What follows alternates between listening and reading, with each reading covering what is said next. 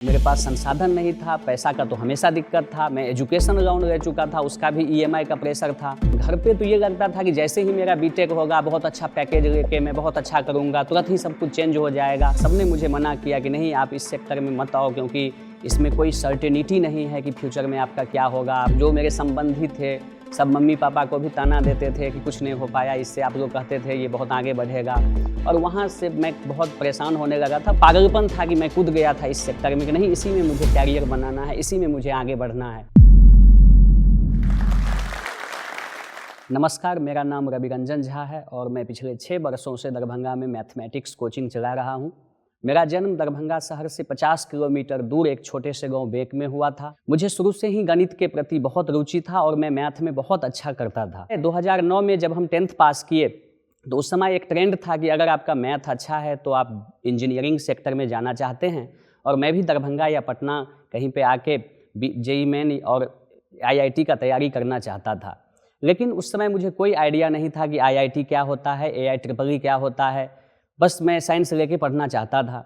उसी समय मेरा एक दोस्त देवेंद्र यादव है, वो मेरे पास आया और उन्होंने कहा कि भाई, दरभंगा या पटना में अगर आप तैयारी करोगे तो इससे अच्छा आप कोटा चलो, वहाँ पे आईआईटी का बहुत अच्छा तैयारी होता है।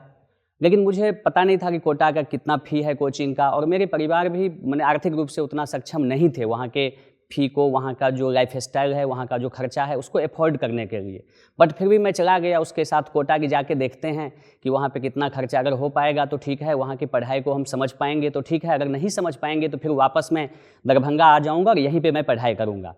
जब मैं कोटा गया तो चूँकि मैं एक गाँव का बच्चा था, मैं गाँव में उस समय उतना लाइट भी नहीं था वहाँ पे, तो मैं मच्छरदानी, टॉर्च ये सब लेके कोटा गया। जब मैं वहाँ गया तो मुझे वहाँ पे लगा कि वहाँ का तो लाइफ स्टाइल बहुत अच्छा है, वहाँ पे बहुत ज़्यादा एक्सपेंसेज हैं। वहाँ का मेस उस समय 1 मंथ में कम से कम 3000 वहाँ का एक्सपेंसेस था। वहाँ पे रूम का रेंट कम से कम 3000 था, तो कम से कम 6 से 7 हज़ार महीना वहाँ पे कॉस्ट था पर मंथ का। और उसके बाद वहाँ का जो फ़ी स्ट्रक्चर था कोचिंग का, वो कम से कम 70 to 80,000 था 1 ईयर का, जो मेरे परिवार का आर्थिक स्थिति उतना अच्छा नहीं था। तो मैंने ये प्लान किया कि मैं वापस दरभंगा आ जाऊंगा और यहाँ पे फिर से मैं पढ़ाई करूँगा। बट उसी बीच कैरियर पॉइंट कोटा में एक एंट्रेंस एग्ज़ाम वहाँ पे था। वो एंट्रेंस एग्ज़ाम में संजोग से मुझे मेरे दोस्तों ने बताया, मैं वो एग्ज़ाम में अपीयर हुआ और उसमें मेरा बहुत अच्छा मार्क्स था, क्योंकि मेरा 9th 10th का बेसिक्स बहुत अच्छा था। तो वहाँ पे अच्छे मार्क्स के बेसिस पे मुझे स्कॉलरशिप मिला और बहुत कम फ़ी में, सिर्फ 20% फ़ी में 17 या 18,000 में ही मेरा 2 ईयर्स का वहाँ पे पढ़ाई हो गया। तो इस तरीके से मैंने वहाँ पे तैयारी करना शुरू किया। चूँकि मैं हिंदी मीडियम से 10th किया था तो शुरू में मुझे बहुत दिक्कत हो रहा था इंग्लिश मीडियम में पढ़ने में, लेकिन 1-2 महीना मैं किसी तरह पढ़ते गया और धीरे धीरे मैं वहाँ पे मेहनत करने लगा और मेरा पढ़ाई बहुत अच्छा होने लगा। फिर मैं बोर्ड एग्ज़ाम दिया तो बोर्ड एग्ज़ाम में भी मेरा काफ़ी अच्छा परसेंटेज था और आईआईटी में मेरा रैंक कम था, लेकिन AIEEE उस समय हुआ करता था, जो अब जेईई मेन हो गया है। AIEEE के बेसिस पे NIT जयपुर में मेरा एडमिशन हो गया और वहीं से मैं बीटेक फर्स्ट ईयर में चला गया। लेकिन NIT का भी फीस उस समय कम से कम 1 ईयर का 1 लाख के आसपास था, 80 to 90,000 फीस था 1 ईयर का। वो फीस भी मेरे परिवार के लोग उतने सक्षम नहीं थे कि वो फीस दे पाएँ। तो मुझे मेरे एक मौसा जी हैं, उन्होंने कहा कि आप एजुकेशन लोन के लिए बैंक में जाइए। मैं बैंक गया, वहाँ पे मुझे एजुकेशन लोन मिला और एजुकेशन लोन के बाद मैं वहाँ पे पढ़ाई शुरू किया। जब 3rd ईयर में मैं गया तो वहाँ पे भी 3rd ईयर में क्या कल्चर होता है कि वहाँ पे कुछ लोग UPSC की तैयारी में लग जाते हैं, जिनको फ्यूचर में MBA करना है वो कैट के प्रिपरेशन में लग जाते हैं, जिनको PSUs में गवर्नमेंट जॉब में जाना होता है वो गेट के प्रिपरेशन करने लगते हैं। लेकिन मेरे मन में हमेशा मैथ के प्रति एक दीवानगी था। मैं वहाँ भी मैथ में काफ़ी अच्छा था, मुझे A+ ग्रेड मिला था फर्स्ट सेमेस्टर और सेकेंड सेमेस्टर में।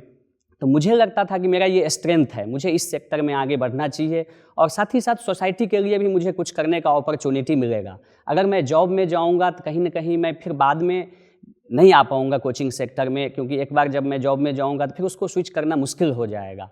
तो मैं हमेशा, मेरे दोस्त तैयारी करते रहते थे और मैं मैथ के सब्जेक्ट्स को, चैप्टर्स को हमेशा देखते रहता था कि कैसे मैं मैथ पढ़ाऊँ। मैं प्रैक्टिस भी करते रहता था अकेले ही रूम में। तो इस तरह से वहीं से मैथ के प्रति मुझे बहुत ज़्यादा पैशनेट हुआ मैं टीचिंग के प्रति। और हमारे दरभंगा में जो टीचर्स थे, कुछ अच्छे टीचर्स थे जिन्होंने बहुत अच्छा काम किया, तो उनसे भी मैं काफ़ी इंस्पायर्ड था। तो मुझे लगता था कि इसी सेक्टर में मुझे आगे बढ़ना चाहिए।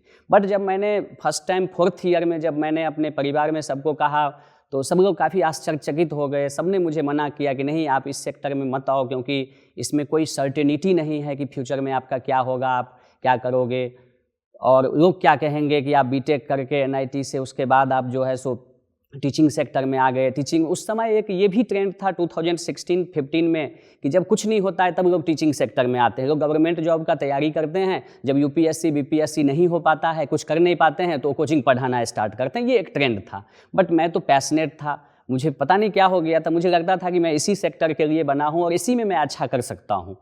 तो आफ्टर 16 जब मेरा बीटेक हो गया, तो बीटेक के जस्ट बाद मैं दरभंगा आ गया। तो यहाँ पे मेरे पास संसाधन नहीं था, पैसा का तो हमेशा दिक्कत था, मैं एजुकेशन लोन ले चुका था, उसका भी ईएमआई का प्रेशर था।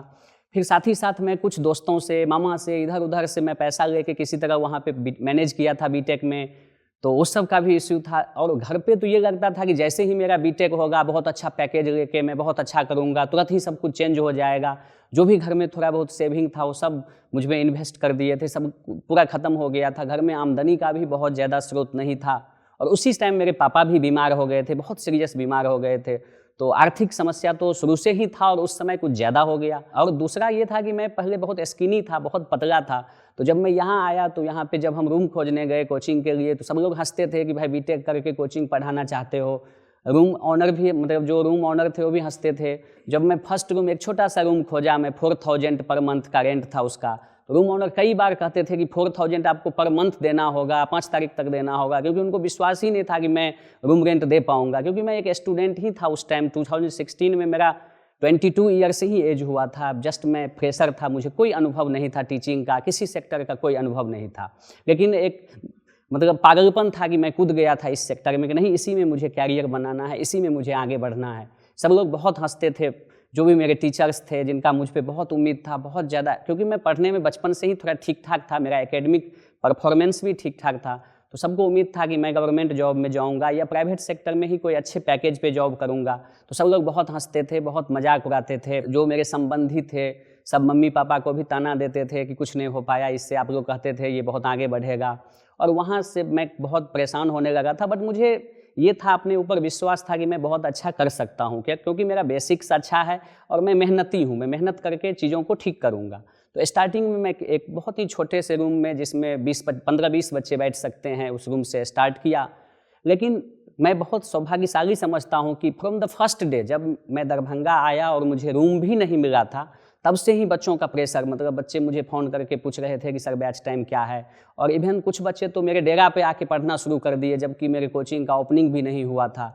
अभी भी मुझे याद है 4 स्टूडेंट, एक सौरभ सुमन और उनके ही 3 दोस्त थे जो जवाहर नवोदय विद्यालय दरभंगा के थे, पचाढ़ी के। तो वो सब मेरे रूम पे आके पढ़ना शुरू कर दिए थे। और जैसे ही मैं कोचिंग का ओपनिंग किया, करीब 10 से 20 बच्चे नेक्स्ट डे से आना शुरू किए। और मैं पढ़ाते रहा, भर दिन मैं कोचिंग पे ही बैठे रहता था। बच्चों को जो भी दिक्कत हो, 1 बच्चे आएँ 2 बच्चे आएँ, उनको मैं पढ़ाने लगा और बहुत पैशनेट होकर मैं काम करना शुरू किया। शुरू में चीज़ें काफ़ी दिक्कतें हुई, लेकिन कुछ लोग मेरा समर्थन भी किए और लगभग 2-3 महीना में ही 100 से ज़्यादा बच्चे हो गए मेरे कोचिंग में। और सभी पोटेंशियल स्टूडेंट थे, सभी अच्छा से पढ़ते थे, मेहनती बच्चे थे। तो जब 100 से ज़्यादा बच्चे हो गए तो मुझे लगा कि अब रूम चेंज करना चाहिए। तो फिर मैंने लोकेशन चेंज किया और दूसरे जगह हम आए, थोड़ा सा बड़ा स्पेस में आके मैंने कोचिंग ओपन किया। और उसके बाद लोगों का विश्वास मेरे ऊपर बढ़ते गया। फिर 2018 में मेरा फर्स्ट बैच एपीयर हुआ था, जिसमें बिहार बोर्ड 12th बोर्ड में और उसके बाद जेई मेन में भी बच्चे एपीयर हुए थे। और उसी टाइम कुछ बच्चों ने बहुत अच्छा परफॉर्म किया, जिसका मुझे भी उम्मीद नहीं था।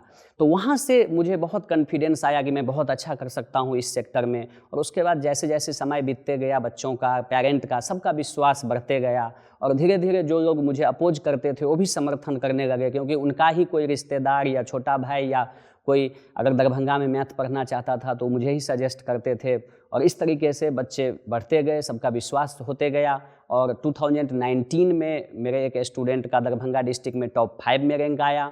और वहाँ से प्रत्येक साल लगभग 5 से 10 बच्चे जेईई मेन और आईआईटी के थ्रू विभिन्न कॉलेज में एडमिशन लेते हैं। और बिहार बोर्ड में भी कई बच्चों का प्रदर्शन हमेशा टॉप 5 में रहता है। फिर अचानक से 2020 में कोविड आ गया। हम लोग सोचे नहीं थे, एक नया सेशन था, मार्च में सेशन स्टार्ट होता है और अचानक से पता चला कि कोविड आ गया, सब कुछ बंद हो गया। हम लोग फिर से जीरो पे आ गए। और आर्थिक स्थिति बहुत अच्छी तब तक नहीं हुई थी, जो भी थोड़ा बहुत सेविंग था, गाँव में एक घर बनाना स्टार्ट कर दिए थे।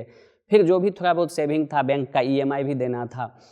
तो अचानक से कोविड में हम लोग बहुत परेशान रहने लगे। फिर सब मुझे कहा कि तुमको मैंने पहले ही कहा था कि किसी गवर्नमेंट जॉब में जाना चाहिए था। फिर उसके बाद भी मेरे समाज में सब कहते थे कि तुम अभी भी तैयारी करो, अभी तो तुम्हारा एज ही क्या हुआ है, 25-26 हुआ है, अभी भी तुम BPSC कर सकते हो या बैंकिंग का तैयारी करो। लेकिन मेरे मन में था कि नहीं, चीज़ें धीरे धीरे ठीक हो जाएगा। तो 1-2 महीना तो ऐसे ही बीता। उसके बाद उस समय संसाधन सब तो था नहीं ज़्यादा, तो जूम ऐप से और टीच मिनट ऐप से हम लोग घर से ही पढ़ाना स्टार्ट किए बच्चों को। लेकिन बच्चों का विश्वास था कि बच्चे पढ़ने लगे और धीरे धीरे वो पेमेंट भी करने लगे, मतलब ऑनलाइन ही पेमेंट भेज देते थे, तो उससे ठीक ठाक सब कुछ चलने लगा। फिर जैसे ही कोविड ख़त्म हुआ, फिर बच्चों का विश्वास हुआ और सभी बच्चे पूर्णतः मैंने फिर से वापस ऑफलाइन क्लासेस में आ गए। और इस तरीके से मेरा कोचिंग आगे बढ़ने लगा और धीरे धीरे लोगों का समर्थन मुझे प्राप्त हुआ। अभी वर्तमान में लगभग 500 से ज़्यादा बच्चे कोचिंग में पढ़ते हैं और मैं पूरे दिन कोचिंग में पढ़ाता हूँ।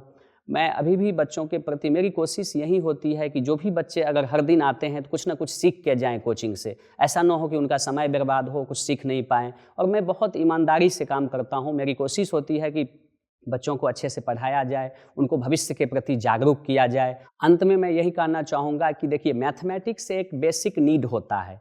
अगर आप मैथ पढ़ते हैं तो आपके अंदर कॉन्फिडेंस आता है, कैलकुलेशन पावर आता है, आप पॉजिटिव सोचते हैं, थिंकिंग एबिलिटी आपका बढ़ता है और साथ ही साथ आप फिजिक्स में भी अच्छा करते हैं। तो आप फ्यूचर में किसी भी सेक्टर में जाएं, लेकिन आपकी कोशिश होना चाहिए कि मैथ 11th 12th तक आप निश्चित पढ़ें, ताकि भविष्य में आप ज़्यादा अच्छा कर सकें। और दूसरा चीज़ है कि सिर्फ सोचने से कुछ नहीं होता है, आपको कुछ ना कुछ काम करना पड़ेगा, एक्शन लेना पड़ेगा। मतलब सोचने से नहीं मिलता तमन्नाओं का शहर, कुछ करना पड़ता है मंजिलों को पाने के लिए। धन्यवाद। अहाँ सब एकरा सब्सक्राइब करू, लाइक करू और जत्ते से जत्ते मैथिल छै उनका बीच में शेयर करू। और नया नया प्रेरणादायक कहानी, बहुत सारा खिस्सा अहाँ के सुनल मिलत, तो बस बनल रहू।